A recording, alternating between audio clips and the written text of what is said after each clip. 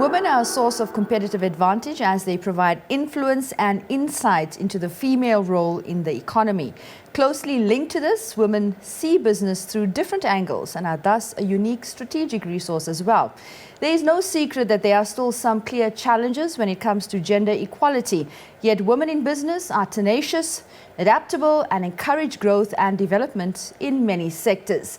With this in mind, the Johannesburg Chamber of Commerce and Industry maintains it is important to implement development programs that enables women and youth towards transformation and growth.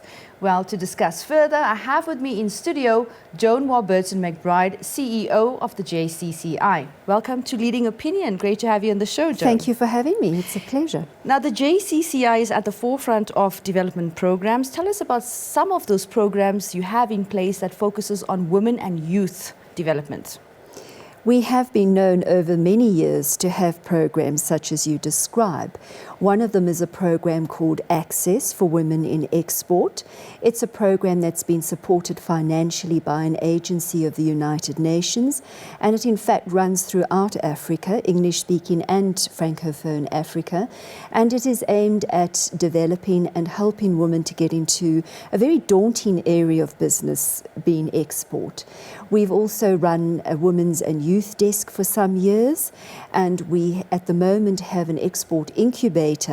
It's not gender specific, but of course the JCCI, employing mainly women, are very partial to placing women in those positions and giving them the opportunities, because it's been our experience that they are able to grasp the opportunities and run with them to, I hesitate to say this, a much better extent than their male counterparts. Mm-hmm. Well, I will not oppose that viewpoint in any way.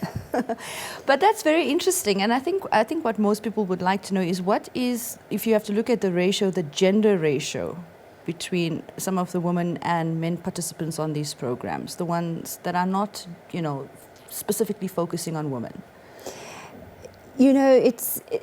It's a mix. It's a mixed bag. We used to run a program called Plato, and in the past another program called the Gazelle program, and we always strive to give people equal opportunities, to create a platform for them. But women are becoming a lot more aggressive in taking up these opportunities. In the past, they used to stand back, and they used to be far more resident in coming forward. But these days, they're up there and they are pushing just as hard as the men to get onto these programs. And I'm happy to say they really are, and you mentioned the word tenacious, in fighting for these spots. And when you think about the disadvantage that women have had through their education, very often girl children do not get the same advantage in a family for education, for skills development that the boy children get. Mm-hmm. But I'm happy to see that this has changed substantially in the last 10 years, and we're happy to say that it's working well. Well, congratulations. That's fantastic to hear. I think I can relate personally to a lot of what you said. I mean, I like to think of myself as a tenacious, strong woman, a trailblazer in my own field. But to think about going into business, it is kind of daunting, and it does require a complete mind shift. It does. And one tends to forget or push to the back of your mind that women are still the prime caregivers and homemakers. So they have a huge responsibility in the family. And I don't think they get enough credit for that. Mm-hmm. I don't think a society anywhere in the world values and gives them the spotlight for those functions. It's a very important part of a society. And on top of that, they very often are now the breadwinners, or they certainly are providing a lot of the income for families. And so they've got a very strong dual role, and it's not given the credit it should be given. So you take that into account.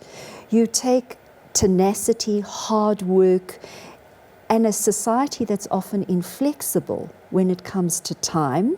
And women are very good at working that. I've seen women running excellent businesses, running homes, out there in the marketplace. And all credit to them.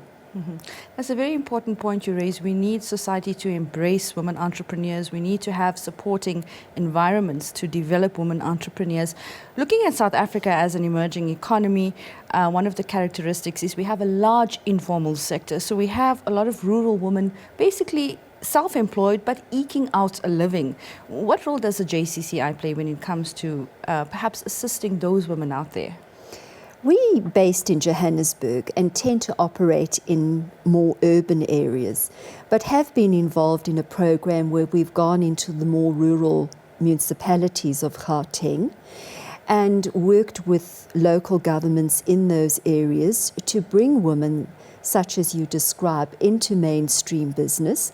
But it's a long educative process, and it really needs to start way back in the schools to sensitize those women to opportunities, to business, to entrepreneurship, and get them started at a very, very young age. That groundwork isn't being done. It certainly needs to be done, and it needs to start at nursery school level, through the primary schools into the secondary schools. That's where your foundation is laid, and that's the foundation that you need to build on as a society for your future. And I'm afraid it's quite neglected in our school system. Now, Joan, there's a perception out there that if you want to get into business, you have to think big. You have to have this huge vision. And that can be quite daunting as well, because I think there are a lot of people that would want to get into business, but it's just daunted about the whole idea about having a big vision. What's some practical advice? I think it's important to have a big vision, no doubt about that. But I would think that you have to start small, start taking small steps and build a foundation. What advice would you offer to those potential women entrepreneurs? Well, I think that's where women entrepreneurs do really well, because they've very often got the home responsibility. They start working from home. They have the big vision, they have the ambition, but they have got to balance it. And so they're excellent. And that's why you see the large numbers that were quoted of women working in small businesses from home, because they can balance the home and the family. And they very often grow those businesses as that responsibility reduces and get into a lot more formal and bigger businesses. They're often more comfortable in smaller businesses. I'm not saying that that's right and good, but at the moment that's very much where they're placed, and they do service bigger businesses and service them very well because they can be flexible. The big corporate world out there that does the 9 to 5 or 6 or 7 or 8 or 9 or 10 at night doesn't often suit women. And we need to acknowledge that and accommodate that. But that doesn't mean to say they offer less service and they're less capable, because a lot of corporate businesses are very happy to deal with women in small businesses because they know they get the delivery. So they should not be fearful of it. They should not step back. They need not to be feel lesser than those corporates, because they are valued in many of those sectors. And it comes to corporates accepting that. Absolutely. And a lot of corporates do. Yeah. What important role do women play when it comes to big business, that is women leaders? How do they stand out? I think they bring the other dimension of society to the boardroom table. And, you know, we're 50 or more % of the population. Corporates over the years, and it's changed substantially, certainly since I've been in business, do take note of that and do value those contributions. And you've seen young women coming to the fore now with a very different attitude and approach to the corporate world. And it's wonderful to see. And this change, I think, has taken place in quite a short period of time, where they have acquired the skills.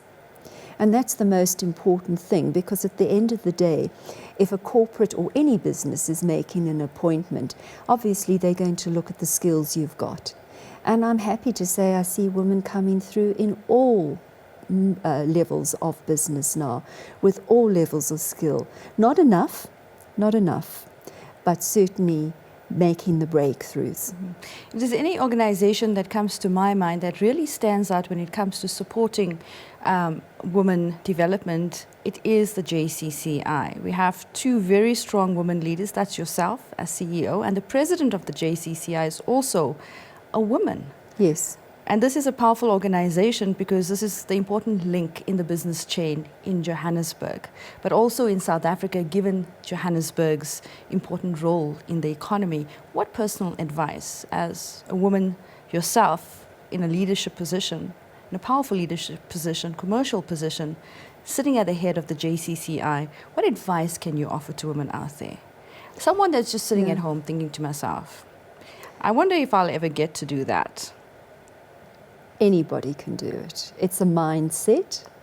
But I do believe you have to have your education and your skills in place. You're never going to progress either in the corporate world or in your own business if you're not well skilled in the chosen direction. It's not possible, certainly not in today's world. So you may have a talent.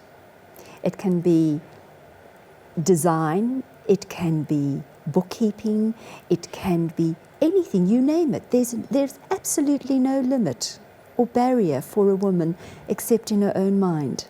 That's the best practical advice I think you could offer anyone. I totally agree with that. Yeah. You know, you have to see yourself as a perpetual student of life and up your skills and up your game. Believe in your vision. Education is key. There's no doubt about that. Thank you so much. It was a pleasure and an honor to have you with us You're most today. welcome. Keep up the great work at the JCCI. Thank you.